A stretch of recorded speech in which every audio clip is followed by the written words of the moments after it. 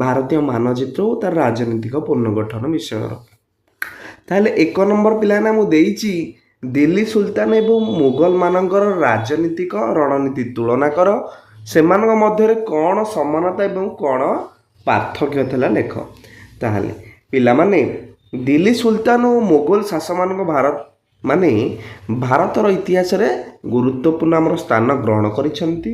ସେମାନଙ୍କ ରଣନୀତି ତୁଳନା ହେଲା। ପ୍ରଥମେ ତାଙ୍କ ଭିତରେ ସମାନତା କ'ଣ ଥିଲା? ଉଭୟ ଶାସନ ବ୍ୟବସ୍ଥା କେନ୍ଦ୍ରୀଭୂତ ଥିଲା। ରାଜା ବା ସୁଲତାନ ସର୍ବୋଚ୍ଚ କ୍ଷମତାର ଅଧିକାରୀ ଥିଲେ। ଯେ ଟପ୍ରେ ଥିଲେ ତାଙ୍କୁ ଆମେ ରାଜା ବା ସୁଲତାନ କହୁଥିଲେ।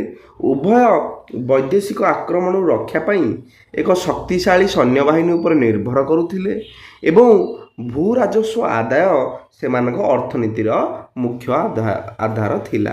ଏବଂ ପାର୍ଥକ୍ୟ କ'ଣ ଥିଲା? ସୁଲତାନ ମାନେ ମୁଖ୍ୟତଃ ଶରିୟତ ଆଇନ ଉପରେ ଗୁରୁତ୍ୱ ଦେଉଥିବା ବେଳେ ମୁଗଲମାନେ ଏକ ସମନ୍ୱିତ ଭାରତୀୟ ସଂସ୍କୃତି ଓ ଉଦାରବାଦୀ ନୀତି ଆପଣାଇଥିଲେ। ସୈନ୍ୟ ଓ ପ୍ରଶାସନ ସୁଲତାନ ଶାସନରେ ଇକ୍ତା ପ୍ରଥା ପ୍ରଚଳିତ ଥିଲା, କିନ୍ତୁ ମୁଗଲମାନେ ମନସବଦାରୀ ବ୍ୟବସ୍ଥା ପ୍ରଚଳନ କରି ପ୍ରଶାସନକୁ ଅଧିକ ଶୃଙ୍ଖଳିତ କରିଥିଲେ। ସ୍ଥାୟିତ୍ୱ ସୁଲତାନମାନେ ବାରମ୍ବାର ବଂଶ ପରିବର୍ତ୍ତନ ହେତୁ ସ୍ଥିରତା ପାଇନଥିଲେ, କିନ୍ତୁ ମୁଗଲମାନେ ଏକ ଦୀର୍ଘସ୍ଥାୟୀ ଓ ସୁଦୃଢ଼ ସାମ୍ରାଜ୍ୟ ଗଢ଼ିବାରେ ସଫଳ ହୋଇଥିଲେ। 2 ନମ୍ବର ପ୍ରଶ୍ନ, ବିଜୟନଗର ସାମ୍ରାଜ୍ୟ, ଅହୋମ ରାଜ୍ୟ ଓ କଳିଙ୍ଗ ସାମ୍ରାଜ୍ୟ ଭଳି ରାଜ୍ୟ ଅନ୍ୟମାନଙ୍କ ତୁଳନାରେ କାହିଁକି ଦୀର୍ଘ ସମୟ ଧରି ବୈଜୟକୁ ରକ୍ଷା କରିପାରିଥିଲା ଏବଂ ସେମାନଙ୍କ ସଫଳତାରେ କେଉଁ ଭୌଗୋଳିକ, ସାମରିକ ଏବଂ ସାମାଜିକ କାରଣ ଯୋଗଦାନ ଥିଲା? ପିଲାମାନେ ଆମ ଇତିହାସରେ ଅନେକ ସାମ୍ରାଜ୍ୟ ଅଛନ୍ତି, କିନ୍ତୁ ବିଜୟନଗର, ଆହୋମ ଏବଂ କଳିଙ୍ଗ ପରି ରାଜ୍ୟଗୁଡ଼ିକ ଶହ ଶହ ବର୍ଷ ଧରି ନିଜର ସ୍ୱାଧୀନତା ଓ ବିଜୟକୁ ବଜାୟ ରଖିବାରେ ସଫଳ ହୋଇଥିଲା। ଏହାର ମୁଖ୍ୟ କାରଣ ହେଉଛି, ପ୍ରଥମେ ହେଲା ତା'ର ଭୌଗୋଳିକ କାରଣ। ପ୍ରାକୃତିକ ସୀମା ଏହି ରାଜ୍ୟଗୁଡ଼ିକ ପାଇଁ ସୁରକ୍ଷା କବଚ ସଦୃଶ ଥିଲା। ପ୍ରଥମେ ହେଲା ବିଜୟନଗର। ଏହା ତୁଙ୍ଗଭଦ୍ରା ନଦୀ ଏବଂ ବିଷମ ପାହାଡ଼ିଆ ଅଞ୍ଚଳ ଦ୍ୱାରା ଘେରି ହୋଇ ରହିଥିଲା, ଯାହା ଶତ୍ରୁ ସୈନ୍ୟଙ୍କ ପାଇଁ ପ୍ରବେଶ କରିବା କଷ୍ଟକର ଥିଲା। ବୁଝିହେଲା? ବିଜୟନଗର କେଉଁଠି ଥିଲା? ତୁଙ୍ଗଭଦ୍ରା ନଦୀ ପାଖରେ ଏବଂ ବିଷମ ବହୁତ ପାହାଡ଼ିଆ ଅଞ୍ଚଳରେ ଘେରି ରହିଥିଲା।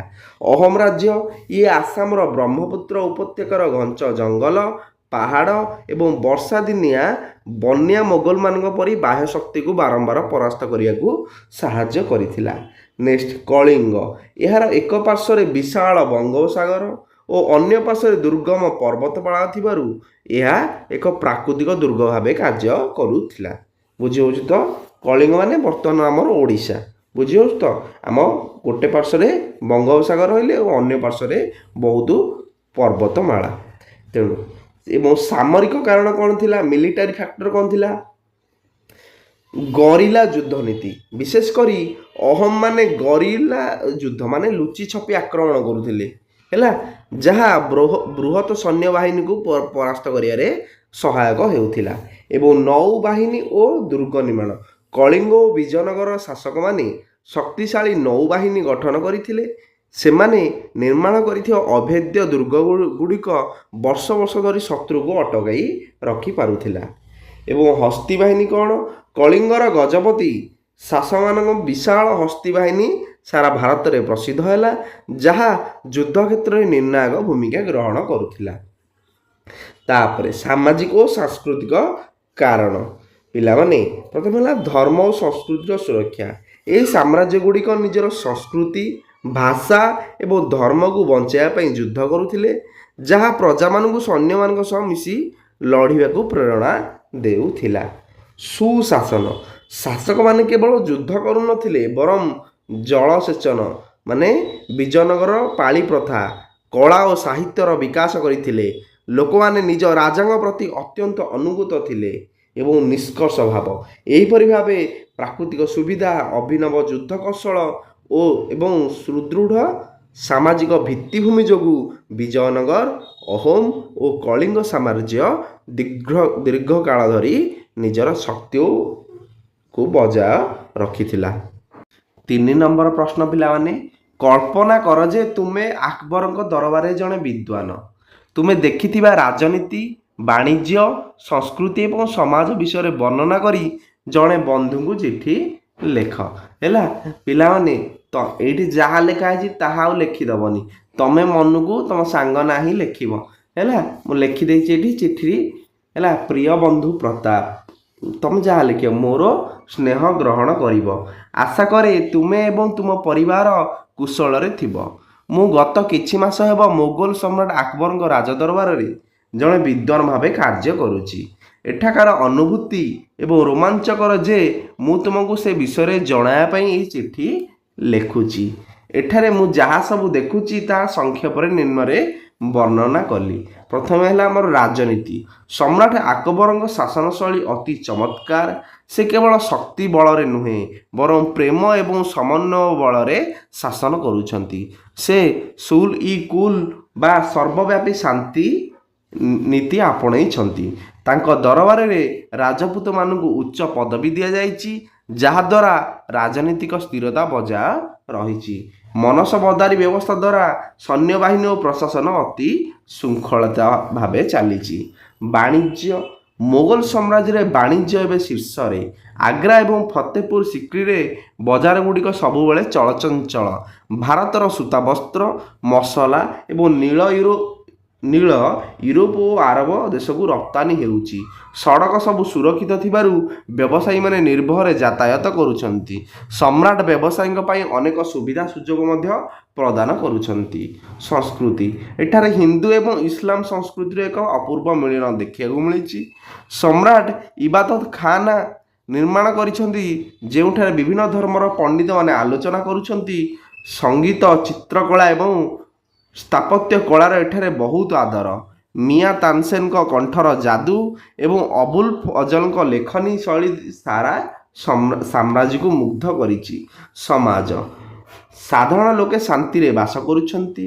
ସମ୍ରାଟ ଜିଜିଆ କର ଉଠାଇ ଦେଇଥିବାରୁ ଅଣମୁସଲିମ ପ୍ରଜାମାନେ ବହୁତ ଖୁସିରେ ଅଛନ୍ତି।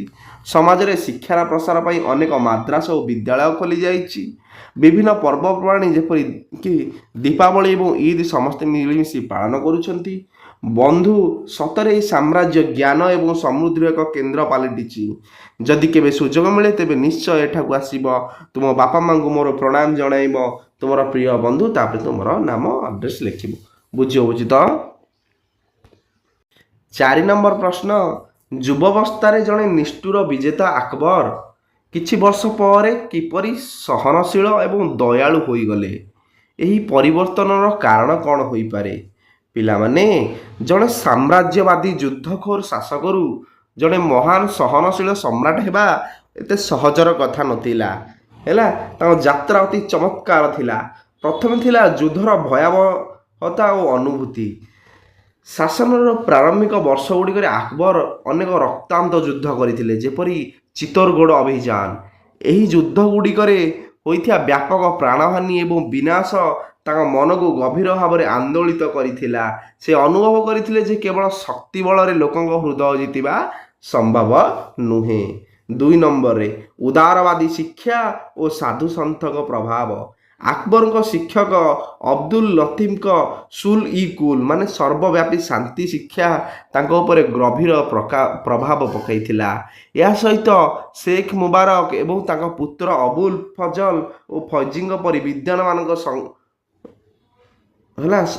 ସଂସ୍ପର୍ଶରେ ଆସି ସେ ଧର୍ମାନ୍ଧତା ତ୍ୟାଗ କରି ଉଦାରବାଦୀ ଚିନ୍ତାଧାରା ଆପଣାଇଥିଲେ। 3 ନମ୍ବର ଇବାଦତ ଖାନର ଆଲୋଚନା। 1575 ମସିହାରେ ଆକବର ଫତେପୁର ସିକ୍ରିଠାରେ ଇବାଦତ ଖାନ ବା ପ୍ରାର୍ଥନା ଗୃହ ନିର୍ମାଣ କରିଥିଲେ। ସେଠାରେ ସେ ହିନ୍ଦୁ, ମୁସଲମାନ, ଶିଖ, ଜୈନ, ଖ୍ରୀଷ୍ଟିଆନ ଏବଂ ପାର୍ସୀ ଧର୍ମର ପଣ୍ଡିତମାନଙ୍କ ସହ ଆଲୋଚନା କରିଥିଲେ। ଏହି ଆଲୋଚନା ମାଧ୍ୟମରେ ସେ ବୁଝିପାରିଥିଲେ ଯେ ସବୁ ଧର୍ମର ମୂଳ ଉଦ୍ଦେଶ୍ୟ ହେଉଛି ମାନବିକତା ଏବଂ ସତ୍ୟ। 4 ନମ୍ବର ରାଜନୈତିକ ଦୂରଦର୍ଶିତା। ଆକବର ବୁଝିଥିଲେ ଯେ ଭାରତ ଭଳି ଏକ ବିଶାଳ ଓ ବିଭିନ୍ନତାପୂର୍ଣ୍ଣ ଦେଶରେ ଶାସନ କରିବାକୁ ହେଲେ ବହୁ ସଂଖ୍ୟକ ହିନ୍ଦୁ ପ୍ରଜା ଏବଂ ଶକ୍ତିଶାଳୀ ରାଜପୁତମାନଙ୍କ ସହଯୋଗ ଏକାନ୍ତ ଆବଶ୍ୟକ। ଏହି କାରଣରୁ ସେ ହିନ୍ଦୁମାନଙ୍କ ଉପରୁ ଜିଜିଆ କର ଏବଂ ତୀର୍ଥଯାତ୍ରା କର ଉଠାଇ ଦେଇଥିଲେ, ଯାହା ତାଙ୍କୁ ଜଣେ ଦୟାଳୁ ଶାସକ ଭାବେ ପ୍ରତିଷ୍ଠିତ କରାଇଥିଲା। ନେକ୍ସଟ, ସାମାଜିକ ସଂସ୍କାର। ଜଣେ ସହନଶୀଳ ଶାସକ ଭାବେ ସେ ସମାଜର କୁସଂସ୍କାର ଦୂର କରିବାକୁ ଚେଷ୍ଟା କରିଥିଲେ।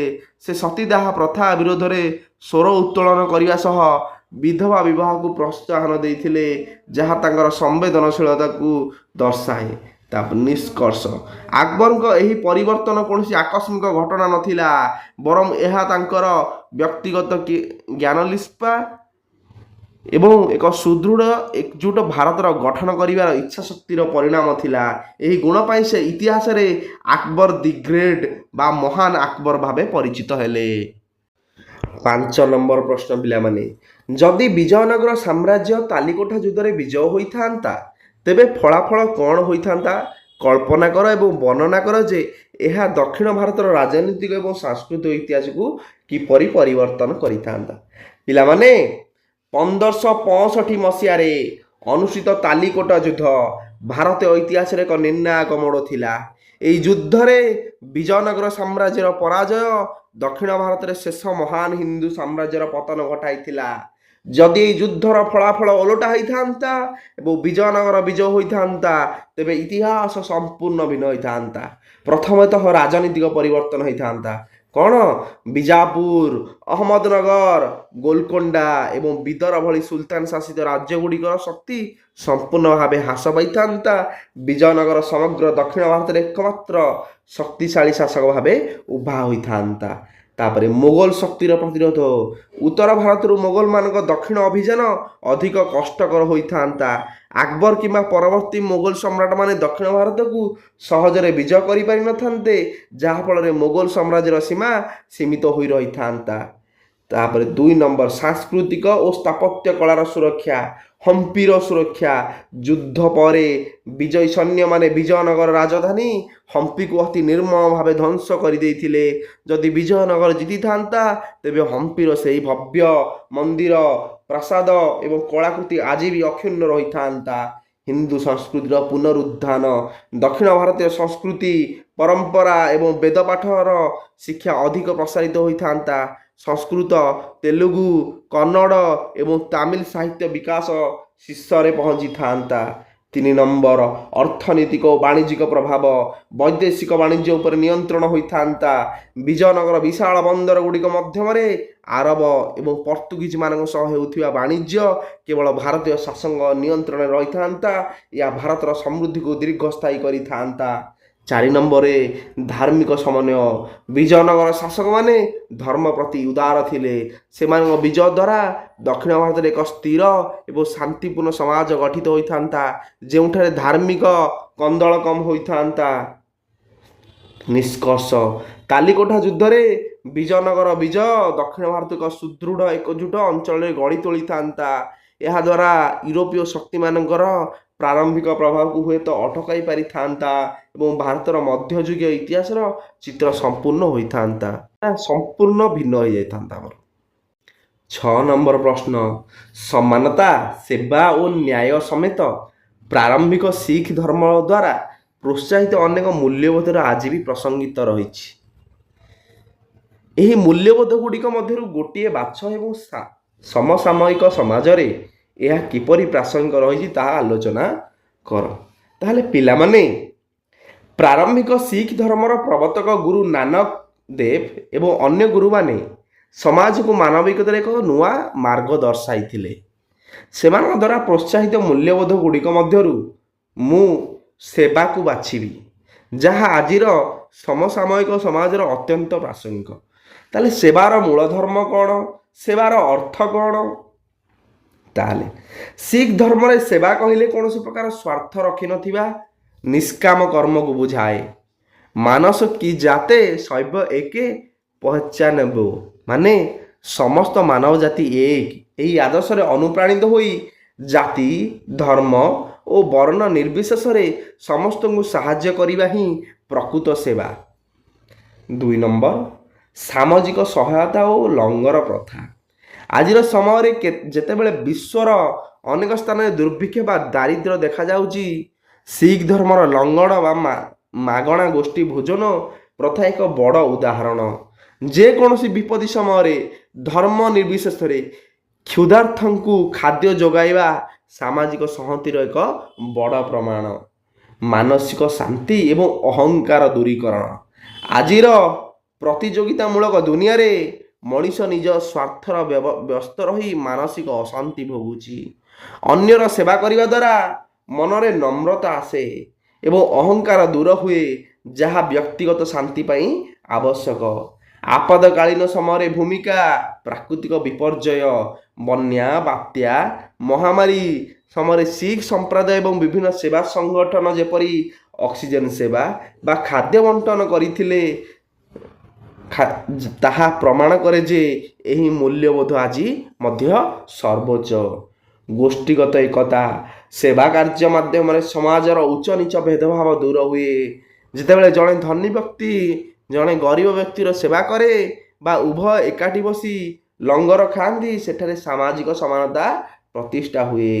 ନେକ୍ସଟ ନିଷ୍କର୍ଷ। ତେଣୁ ପ୍ରାରମ୍ଭିକ ଶିଖ ଧର୍ମର ଏହି ସେବା ମୂଲ୍ୟବୋଧ କେବଳ ଏକ ଧାର୍ମିକ କର୍ମ ନୁହେଁ, ବରଂ ଏହା ଏକ ବିଶ୍ୱବ୍ୟାପୀ ମାନବୀୟ ଆବଶ୍ୟକତା। ଏହା ସମାଜର ପରୋପକାର, ପ୍ରେମ ଏବଂ ଏକତା ବଜାୟ ରଖିବାରେ ଏକ ଶକ୍ତିଶାଳୀ ମାଧ୍ୟମ ଅଟେ। 7 ନମ୍ବର ପ୍ରଶ୍ନ। କଳ୍ପନା କର ଯେ ତୁମେ ଏକ ବନ୍ଦର ନଗରୀ, ସୁରଟ, କାଲିକଟ କିମ୍ବା ହୁଗୁଳିର ବ୍ୟବସାୟୀ। ତୁମ ସାମଗ୍ରୀ ତୁମେ ଯେଉଁ ଲୋକଙ୍କ ସହ ବାଣିଜ୍ୟ କରୁଛ ଓ ଜାହାଜର ଗତିବିଧି ଇତ୍ୟାଦିର ଦୃଶ୍ୟଗୁଡ଼ିକ ବର୍ଣ୍ଣନା କର। ମୁଁ ମଧ୍ୟଯୁଗୀୟ ଭାରତର ପଶ୍ଚିମ ଉପକୂଳରେ ଅବସ୍ଥିତ ପ୍ରସିଦ୍ଧ ବନ୍ଦର ନଗରୀ ସୁରଟର ଜଣେ ବ୍ୟବସାୟୀ। ସୁରଟ ସେହି ସମୟରେ ମକ୍କାର ଦ୍ୱାର ଭାବେ ପରିଚିତ ଏବଂ ବାଣିଜ୍ୟର ଏକ ବିରାଟ କେନ୍ଦ୍ର। ମୋର ଦୈନନ୍ଦିନ ବ୍ୟବସାୟିକ ଜୀବନର ଏକ ନିମ୍ନ ଚିତ୍ରରେ ବର୍ଣ୍ଣନା କରାଗଲା। ପ୍ରଥମେ ହେଲା ମୋର ସାମଗ୍ରୀ। ମୋର ବିଶାଳ ଗୋଦାମ ଘରଗୁଡ଼ିକ ବିଭିନ୍ନ ପ୍ରକାର ମୂଲ୍ୟବାନ ସାମଗ୍ରୀରେ ପରିପୂର୍ଣ୍ଣ। ଏଠାରେ ସୁରଟର ପ୍ରସିଦ୍ଧ ଜରି କାମ ହୋଇଥିବା ସୂତା ଏବଂ ରେଶମ ବସ୍ତ୍ର ଗଚ୍ଛିତ ଅଛି, ଯାହାର ଚାହିଦା ପଶ୍ଚିମ ଏସିଆ ଏବଂ ୟୁରୋପରେ ବହୁତ ଅଧିକ। ଏହା ବ୍ୟତୀତ ମୁଁ ଗୋଲମରିଚ, ଅଳେଇଚ, ନୀଳ ଏବଂ ସୋରାର ବ୍ୟବସାୟ ମଧ୍ୟ କରେ। ଏହି ସାମଗ୍ରୀଗୁଡ଼ିକ ଭାରତର ଅଭ୍ୟନ୍ତରୀଣ ଅଞ୍ଚଳରୁ ବାଞ୍ଜାରାମାନଙ୍କ ସାହାଯ୍ୟରେ ବନ୍ଦରକୁ ଅଣାଯାଇଥାଏ। 2 ନମ୍ବର ବାଣିଜ୍ୟିକ ସମ୍ପର୍କ। ସୁରଟର ବଜାରରେ ବିଶ୍ୱର ବିଭିନ୍ନ ପ୍ରାନ୍ତରୁ ଆସିଥିବା ଲୋକଙ୍କ ସମାଗମ ହୁଏ। ମୁଁ ପ୍ରତିଦିନ ଆରବ ବ୍ୟବସାୟୀ, ପାର୍ସୀ ସଦାଗର ଏବଂ ୟୁରୋପରୁ ଆସିଥିବା ପର୍ତ୍ତୁଗୀଜ, ଓଲନ୍ଦାଜ ଓ ଇଂରେଜ ବ୍ୟବସାୟୀଙ୍କ ସହ କଥାବାର୍ତ୍ତା କରେ। ଆମ କାରବାର ମୁଖ୍ୟତଃ ସୁନା ଓ ରୂପାର ମୁଦ୍ରାର ମଧ୍ୟରେ ହୋଇଥାଏ। ସୁରଟର ହୁଣ୍ଡି ବ୍ୟବସ୍ଥା ଏତେ ପ୍ରଭାବଶାଳୀ ଯେ ଦୂରଦୂରାନ୍ତରୁ ଆସୁଥିବା ବ୍ୟବସାୟୀମାନେ ନଗଦ ଟଙ୍କା ପରିବର୍ତ୍ତେ ଏହି କାଗଜ ମାଧ୍ୟମରେ ଲକ୍ଷ ଲକ୍ଷ ଟଙ୍କାର କାରବାର ସହଜରେ କରିପାରୁଛନ୍ତି। ଜାହାଜର ପ୍ରତିନିଧି। ତାପ୍ତି ନଦୀ କୂଳରେ ଅବସ୍ଥିତ ଏହି ବନ୍ଦରରେ ସବୁବେଳେ ଶହ ଶହ ଜାହାଜର ଭିଡ଼ ଦେଖିବାକୁ ମିଳେ। ମୋର ନିଜସ୍ୱ ବିଶାଳକାୟ କାଠର ଜାହାଜ ଅଛି, ଯାହା ସମୁଦ୍ରର ପ୍ରତିକୂଳ ପରିସ୍ଥିତିରେ ସହ୍ୟ କରିବାର କ୍ଷମତା ରଖେ। ଉଦ୍ଧାର ଓ ବୋଝେଇ। ଜାହାଜ ଗୁଡ଼ିକରୁ ବିଦେଶୀ ସାମଗ୍ରୀ ଯଥା ଘୋଡ଼ା, କାଚ ବାସନ ଏବଂ ସୁରା ଖୁଲାସ ହେବା ପରେ ସେଥିରେ ଆମ ଦେଶର ମସଲା ଓ ବସ୍ତ୍ର ବୋଝେଇ କରାଯାଏ। ଯାତ୍ରା। ମୌସୁମୀ ବାୟୁର ଗତିକୁ ଦେଖି ମୋର ଜାହାଜ ଗୁଡ଼ିକ ଲୋହିତ ସାଗର ଏବଂ ପାରସ୍ୟ ଉପସାଗର ଅଭିମୁଖେ ଯାତ୍ରା କରନ୍ତି। ସମୁଦ୍ର ଜାହାଜର ଦିଗ ନିର୍ଣ୍ଣୟ ପାଇଁ ଆମେ ଦିଗବାରିଣୀ ଯନ୍ତ୍ର ବ୍ୟବହାର କରୁ। ନିଷ୍କର୍ଷ। ସୁରାଟ ବନ୍ଦର କେବଳ ଏକ ବ୍ୟବସାୟିକ କେନ୍ଦ୍ର ନୁହେଁ, ବରଂ ଏହା ବିଶ୍ୱ ସଂସ୍କୃତିର ଏକ ମିଳନସ୍ଥଳ। ଜଣେ ବ୍ୟବସାୟୀ ଭାବେ ମୁଁ ଏହି ଚଳଚଞ୍ଚଳ ପରିବେଶର ଅଂଶବିଶେଷ ହୋଇ ନିଜକୁ ଗର୍ବିତ ମନେ କରେ, ଯେଉଁଠାରେ ପ୍ରତିଦିନ ନୂଆ ନୂଆ ଦେଶର ଲୋକ ଓ ସାମଗ୍ରୀ ସହ ମୋର ପରିଚୟ ହୁଏ। ବୁଝିଲା? ସମ୍ପୂର୍ଣ୍ଣ ବିଷୟର ଅଭ୍ୟାସ ପ୍ରଶ୍ନପତ୍ର ସରିଲା।